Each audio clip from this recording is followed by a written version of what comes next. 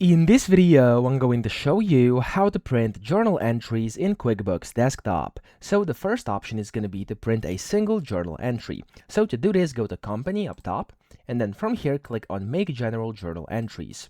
From here, you can go to Previous or Next to actually find the one you want to print, or click on Find here and find it by either name, date, entry number, or of course the amount.